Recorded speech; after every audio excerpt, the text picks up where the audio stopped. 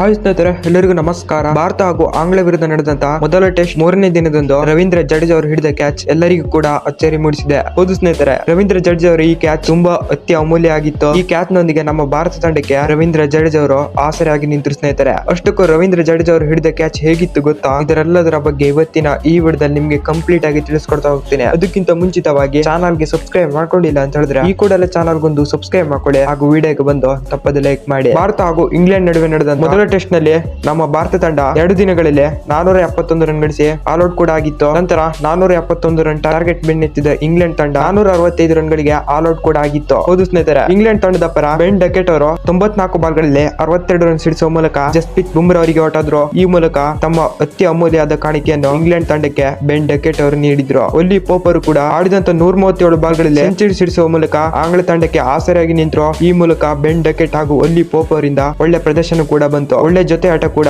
ಬೆನ್ ಡಕೆಟ್ ಹಾಗೂ ಒಲ್ಲಿ ಪೋಪ್ ಅವರು ಆಡಿದ್ರು. ಜೋ ರೂಟ್ ಆಡಿದಂತ 58 ಬಾಲ್ಗಳಲ್ಲಿ 28 ರನ್ ಕಲೆ ಹಾಕುವ ಮೂಲಕ ತಂಡಕ್ಕೆ ನಿರಾಸೆಯಾದ ಪ್ರದರ್ಶನ ನೀಡಿದ್ರು. ಹ್ಯಾರಿ ಬ್ರೂಕ್ ಅವರು ಕೂಡ ಆಡಿದಂತ 112 ಬಾಲ್ಗಳಲ್ಲಿ 99 ರನ್ ಸಿಡಿಸುವ ಮೂಲಕ ತಂಡಕ್ಕೆ ಆಸರೆಯಾಗಿ ನಿಂತರು. ಹ್ಯಾರಿ ಬ್ರೂಕ್ ಅವರಿಗೆ 1 ರನ್ ಬೇಕಾಗಿತ್ತು ಸೆಂಚುರಿ ಸಿಡಿಸಲು. 1 ರನ್ ಗಳಿಂದ ಸೆಂಚುರಿ ಕೂಡ ಮಿಸ್ ಮಾಡ್ಕೊಂಡ್ರು. ಈ ಮೂಲಕ ಹ್ಯಾರಿ ಬ್ರೂಕ್ ಅವರು 99 ರನ್ ಗಳಿಸಿ ಪ್ರಸಿದ್ಧ ಕೃಷ್ಣ ಅವರಿಗೆ ಹೊರಟಾದ್ರು. ನಾಯಕ ಬೆನ್ ಸ್ಟೋಕ್ಸ್ ಅವರು 52 ಬಾಲ್ಗಳಲ್ಲಿ 20 ರನ್ ಸಿಡಿಸುವ ಮೂಲಕ ನಾಯಕನಾಗಿ ತಂಡಕ್ಕೆ ನಿರಾಸೆಯಾಗಿ ನಿಂತರು. ನಂತರ ಬಂದ ಜೇಮ್ಸ್ ಸ್ಮಿತ್ ಅವರು ತುಂಬಾ ಅಪಾಯಕಾರಿಯಾಗಿ ಕಾಣಿಸ್ಕೊಳ್ತಾ ಇದ್ರು. ಆಡಿದಂತ 52 ಬಾಲ್ಗಳಲ್ಲಿ 40 ರನ್ ಸಿಡಿಸುವ ಮೂಲಕ ಪ್ರಸಿದ್ಧ ಕೃಷ್ಣ ಅವರಿಗೆ ಹೊರಟಾದ್ರು. ಜೇಮ್ಸ್ ಸ್ಮಿತ್ ಅವರ ಕ್ಯಾಚ್ ರವೀಂದ್ರ ಜಡೇಜಾ ಅವರು ಪಡೆದುಕೊಂಡರು ಸ್ನೇಹಿತರೆ. ಕ್ಯಾಚ್ ಅದ್ಭುತವಾಗಿತ್ತು. ಅತ್ಯಂತ ಅಪಾಯಕಾರಿ ಕ್ಯಾಚ್ ಅನ್ನು ರವೀಂದ್ರ ಜಡೇಜಾ ಅವರು ಹಿಡಿದುಕೊಂಡರು. ಈ ಮೂಲಕ ಜೇಮ್ಸ್ ಸ್ಮಿತ್ ಅವರ ವಿಕೆಟ್ ಬಿತ್ತು. ತುಂಬಾ ಅಪಾಯಕಾರಿಯಾಗಿ ಕಾಣಿಸ್ಕೊಳ್ತಿದ್ದ ಜೇಮ್ಸ್ ಸ್ಮಿತ್ ಅವರು ಪೆವಿಲಿಯನ್ ಕೂಡ ಸೇರ್ಕೊಂಡ್ರು. ಜಡೇಜಾ ಅವರ ಈ ಅದ್ಭುತ ಕ್ಯಾಚ್ ಇಂದ ನಮ್ಮ ಭಾರತ ತಂಡಕ್ಕೆ ಆಸರೆಯಾಗಿ ನಿಂತರು. ಈ ಮೂಲಕ ಚರಿತ್ರೆ ಕೂಡ ನಿರ್ಮಾಣ ಮಾಡಿದ್ರು ರವೀಂದ್ರ ಜಡೇಜಾ ಅವರು. ಅದ್ಭುತ ಕ್ಯಾಚ್ ಆಗಿತ್ತು. ಅಷ್ಟು ಸುಲಭವಲ್ಲದ ಕ್ಯಾಚ್ ಆಗಿತ್ತು. ಅದ್ಭುತವಾಗಿ ಕೂಡ ಕ್ಯಾಚ್ ನ ತಗೊಂಡ್ರು ರವೀಂದ್ರ ಜಡೇಜಾ ಅವರು. ಈ ಮೂಲಕ ಇಂಗ್ಲೆಂಡ್ ತಂಡ 465 ರನ್ ಗಳಿಗೆ ಭಾರತದ ಬೌಲಿಂಗ್ ಅಬ್ಬರಕ್ಕೆ